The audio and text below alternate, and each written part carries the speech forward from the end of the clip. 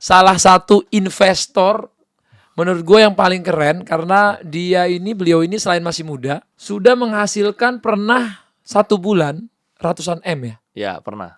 Dan ruginya juga pernah ratusan M per bulan. Floating Pernah juga. Floating turun ya. Gimana bro rasanya jadi seorang investor saham? Ya up and down ya, tapi overall gue merasa cari uang tercepat tuh dari saham kalau gue ya. Sampai hari ini? Sampai hari ini. Belum ada yang bisa lebih cepat dari ini. Jadi hitungannya Mas Andre Hakim ini investor atau trader? Gue bisa dua-duanya. Kalau sahamnya cocok buat invest jangka panjang, gue invest. Kalau ini cuman buat short term, gue jual cepet. Gue bisa dua-duanya. Jadi tiap hari update Tiap hari gue di depan komputer dari jam 9 sampai jam 4. Sampai hari ini? Sampai hari ini. Dari jam 9 pagi sampai jam 4. Itu jam 9 kan market buka, sampai jam 4 market tutup, gue depan komputer. Kecuali ada meeting penting ya. Kalau biasa meeting tuh gue keluarin di atas jam 4, jam 5, jam 6 gitu. Nah gue meeting sampai malam tuh bisa sampai jam 8. Nah besok karena gue udah standby di depan komputer lagi. Wah. Apakah gitu. Mas Andre Hakim akan menjadi new Warren Buffett? Nah, itu nggak tahu ya. Itu nggak tahu. Semoga kan dari Indonesia kita bangga juga. Siap. Nah, kalau Mas Andre sendiri, kalau dalam berinvestasi atau trading, lebih milih saham atau kripto? Gue lebih pilih pasti saham. Lu nanya ke orang saham pasti pilih saham. Tapi gue dulu awalnya dari trader kripto. Awalnya. Jadi gue udah ngerti saham tuh lama bro. Udah ngerti saham lama. Tapi gue merasa kayaknya nggak ya. Kayak namanya anak muda zaman dulu kan. Waktu 2017 gue masuknya ke kripto dulu. Oke. Nah terus udah gitu gue rungkat bro. Habis-habisan. Habis itu gue masuk kalau nggak salah sekitar 300 jutaan. Tinggal sisa ya 20-25 jutaan gitulah. Rugi semua. Berarti ruginya berapa persen tuh ya? Wah, dalam banget. Sampai tinggal 25 juta. Iya, masuknya juga koin-koin nggak jelas, Bitcoin juga turun. Ya jadi crash lah. Nah, di 2018 akhir gue bikin akun saham. Nah, dari situ gue fokus. Nah, di saham gue lumayan konsisten nih untungnya. Sampai 2019 jadi trader-trader. 2020 gue trading khusus cari saham yang ada corporate action. Jadi khusus gue saham yang gue beli itu khusus, nggak kayak kebanyakan orang. Saham gue itu khusus perusahaan-perusahaan yang lagi diakuisisi, yang lagi sakit diakuisisi jadi gede. Nah gue untung banyak di sana bro. Itu awal mulanya.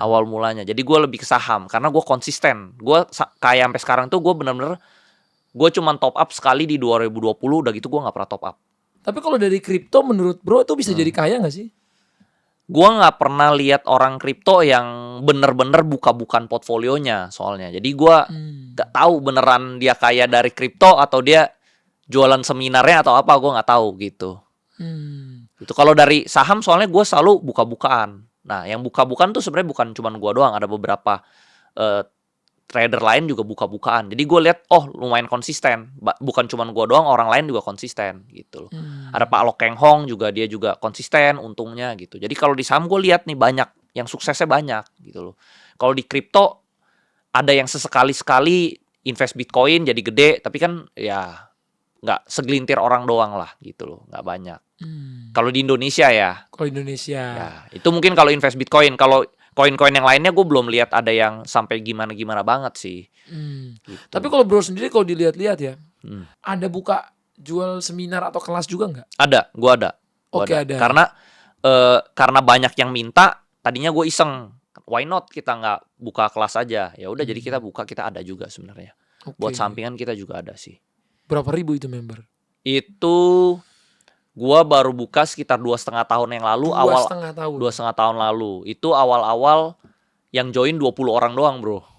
Awalnya. Nah terus karena dia untung dari mulut ke mulut, akhirnya sekarang rame. Sekarang ribuan. Murid bro udah ribuan? Murid gua ribuan sekarang. Per orang ikut kelasnya berapa itu? Ya belasan juta lah. Belasan juta per orang. Belasan juta. Gitu. Itu kita adain setiap 2 bulan sekali. Kita 2 bulan sekali. Jadi emang ini kita sampingan. Udah trading terus kan ngapain lagi nih? Ya kita ngajarin orang lah gitu. Jadi setiap 2 bulan sekali itu selama seminggu kita ngajarin orang. 2 bulan sekali. Yes. Nah jadi dari situ juga investornya berkembang tuh. Waktu gua 2020-an aja itu investor saham cuma 9 juta. Sekarang investor saham tuh udah 20 juta, bro. 20 juta orang. Iya, gara-gara gue edukasi juga kan makin banyak. Karena ilmu ini tuh nggak diajarin di sekolah, bro. Jadi ya lu harus belajar di luar kan. Nah, Oke. waktu 2020 itu banyak investor tuh belum financialnya belum bertumbuh ya. Jadi dia masuk ikut-ikutan rugi, akhirnya dia berhenti. Nah, kalau sekarang gue lihat ekosistem investor itu udah lebih sehat, bro. Mereka udah lebih educated gitu loh. Sebenarnya untuk teman-teman di luar sana nih yang nonton, mereka pengen investasi saham. Hmm. Kalau dia nggak ikut kelas bro, dia bisa juga nggak? Bisa, Bisa. tapi lu harus sering belajar dari buku atau dari YouTube. Oke. Gue awalnya juga sering nontonin YouTube, gue baca-baca bukunya Warren Buffett, bisa. Oke. Jadi Ilmu nggak gue harus juga ikut- dari sana, nggak harus dari nggak sana, harus. Oke. gitu. Di Cuman angka. sama ini bro, sama banyak jeblosnya, banyak ruginya. Oke. Jadi lu kan edukasi dua nih, lu belajar dari pengalaman orang, atau lu belajar sendiri, tapi lu harus banyak jeblos dari experience lu sendiri. Iya. Gitu Karena ya, harus kalau- belajar dari kegagalannya kan. Yes. Iya, Nah jadi iya, kalau iya. orang ikut gue ya, gue udah ceritain kegagalan gue kayak begini. Yang cara strategi kayak gini tuh doesn't work. Oke. Nah jadi dia nggak perlu jeblos di lubang yang sama, sebenarnya seperti itu. Oke. Tuh. Nah, banyak juga kan orang sekarang beranggapan kalau investasi ini kayak judi. Iya. Gimana pandangan bro tentang itu? Nah itu adalah mindset yang salah, bro. Kalau di Amerika 70% orang itu sudah berinvestasi. 70% loh, tinggi banget, bro. Di Indonesia itu investor tuh masih 1%-an, bro. Baru 1%. Iya, baru Dari kan hampir bayangin 300 penduduk juta kita 20 juta dari 280 juta penduduk. Oke. Dikit banget, bro, investor kita. Gitu. Jadi memang financial literacy di Indonesia tuh masih kurang. Masih kurang bagus. Oke. Karena nggak diajarin di sekolah, bro. Jadi bro ini benar-benar all in di saham ya? Gue benar-benar all in di saham. Sekarang gue benar-benar full time investor. Oke. Portofolionya Mas Andri Hakim berapa nih? Ya Seperti lumayan apa lah. portofolionya? Lumayan Berapa adalah. persen di Gua hampir 90%-an pasti di saham. 90% saham? 90%-an saham. 10%-nya mungkin gua ada pegang cash lah. Oke. Kalau misalnya ada kenapa-kenapa kan gue bisa beli. Gua ada bisa siap dana lah buat beli. Kalau investasi di bisnis real gitu? Bisnis real gua ada invest ke tempat pedal teman gua. Tapi gue sekarang udah punya mindset tuh gue tuh mau jadi full time investor. Jadi gue tuh kalau misalnya ada orang punya perusahaan private bagus, gue jadi investor aja pasif. Oke. Gue nggak pernah mau jadi yang aktifnya. Oke, nggak mau yang Gitu. pusing-pusingnya. Yes, jadi di bursa saham gue investor, di bisnis real gue juga sebagai investor.